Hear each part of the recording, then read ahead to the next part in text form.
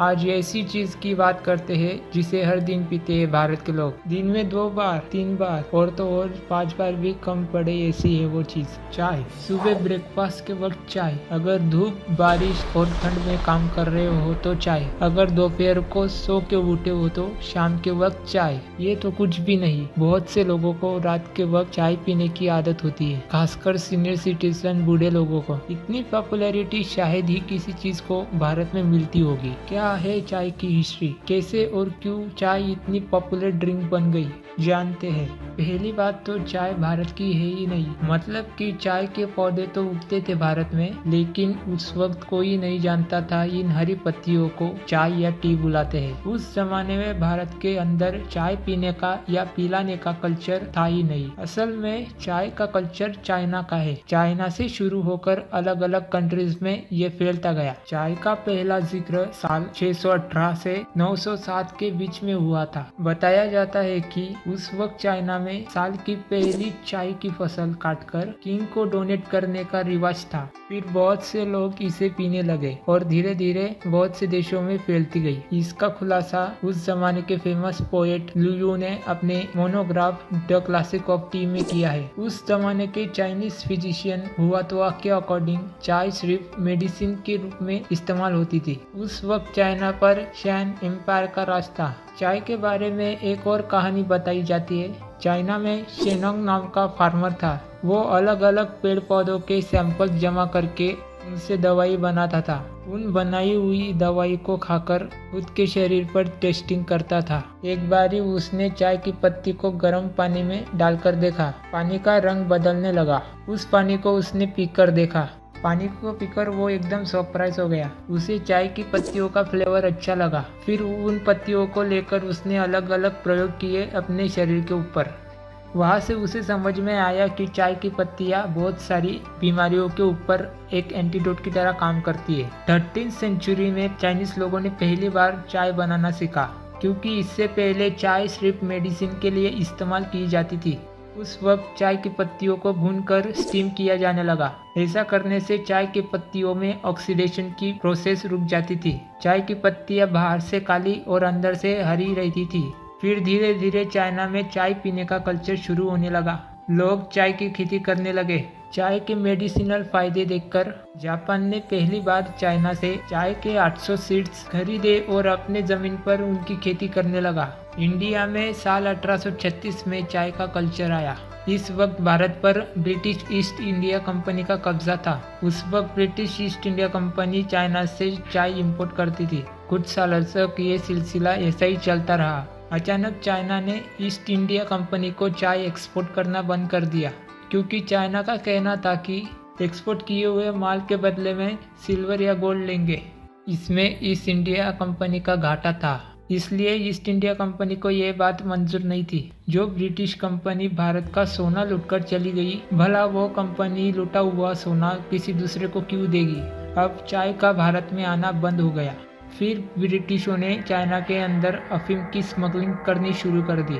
East India company अफीम बेचकर gold और सिल्वर लेती थी चाइना से। चाइना के इंडिया से ट्रेडिंग रिलेशन खत्म होने के बाद इंडिया में उस समय के गवर्नर जनरल ने एक टी कमिटी स्टैब्लिश की। उसके तहत चार्ल्स और जॉर्ज गॉर्डन को चाइना भेजा गया। चाय कैसे उगाते हैं और किस तरह से प्रोसेस करते हैं इसकी स्टडी करने के लिए। लेकिन इतना करने पर भी ईस्ट इंडिया कंपनी को कुछ खास रिजल्ट देखने को नहीं मिलता। और सोचने की बात ये भी है, चाइना की गवर्नमेंट ईस्ट इंडिया कंपनी को टी प्रोसेस के बारे में क्यों बताएगी। टी प्रोसेस की इंफॉर्मेशन देकर चाइना का नुकसान होता। लेकिन साल 1843 स्कॉटिश ट्रैवलर रॉबर्ट फॉर्चून अपनी एक किताब पब्लिश करता है, 3 Years Wandering in the Northern Provinces of China। Robert ने अपने 3 साल चाइना में रहने का एक्सपीरियंस शेयर किया है इस किताब में। वो 3 साल तक चाइना में घूमा। चाइना के बहुत से कल्चर उसने देखे, चाय के खेत देखे। इस बात को जानकर ईस्ट इंडिया कंपनी को एक हिंट मिला चाइना से चाय को चुराने का।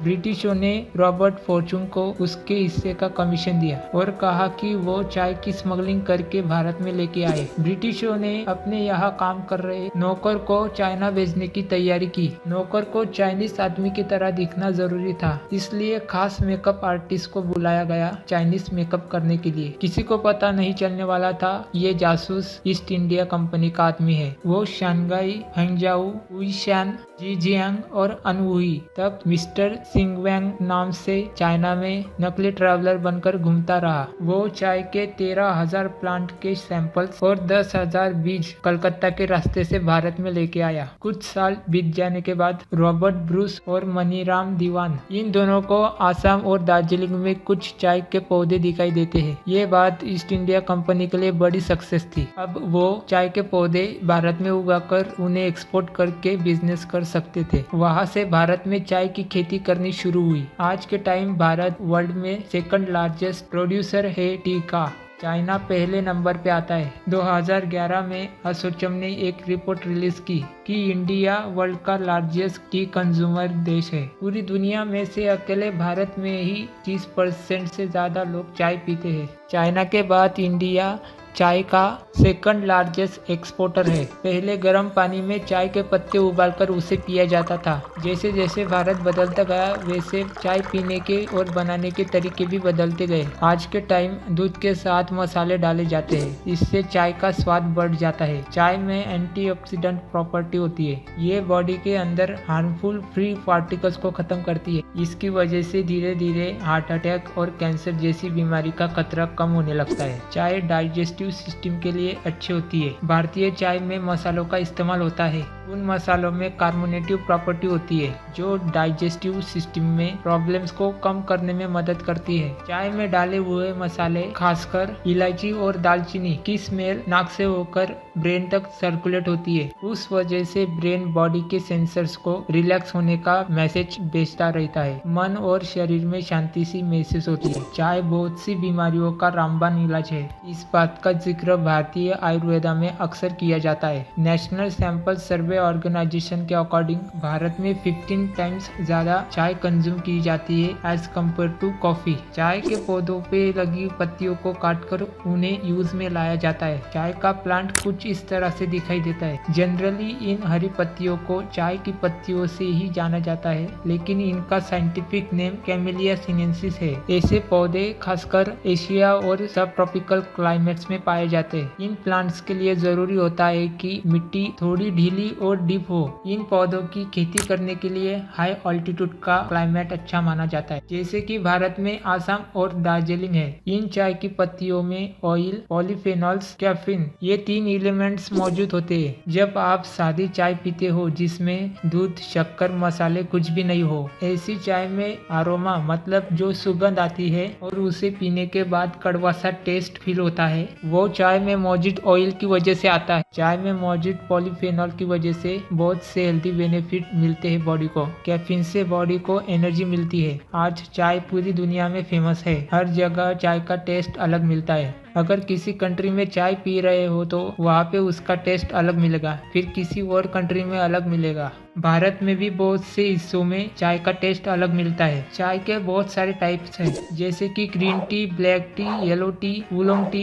भारत में जैसे स्टेट बदलते हैं उस प्रकार चाय के नाम भी बदलते रहते हैं। किसी जगह मसाले वाली चाय, किसी जगह इलायची वाली चाय, किसी जगह बॉम्बे कटिंग चाय, किसी जगह सुलेमानी चाय, किसी जगह तुलसी वाली चाय, तो कहीं पे कश्मीरी ख्वाजा के नाम से फेमस है। घर में जिस टी को मार्केट से खरीद के लाते हैं और एक्चुअल खेतों में जो टी होती है उससे अलग दिखती है, वो इसलिए क्योंकि उसे प्रोसेस किया जाता है। चाय की हरी पत्तियों को स्टीम करके और सुखाकर बहुत सारी वैरायटी और फ्लेवर मिलते हैं। उसके बाद टी को ऑक्सीडाइज किया जाता है। ऑक्सीडेशन प्रोसेस की वजह से ही black tea, green tea, oolong tea जैसी अलग अलग टाइप्स की चाय बनती है। भारत के बाहर यूनाइटेड स्टेट में लोग गर्म चाय की बजाय ठंडी चाय पीना ज्यादा पसंद करते हैं। भारत में चाय पीना अब एक कल्चर बन चुका है। चाय की डिमांड और बढ़ती जाएगी, कभी कम नहीं होगी।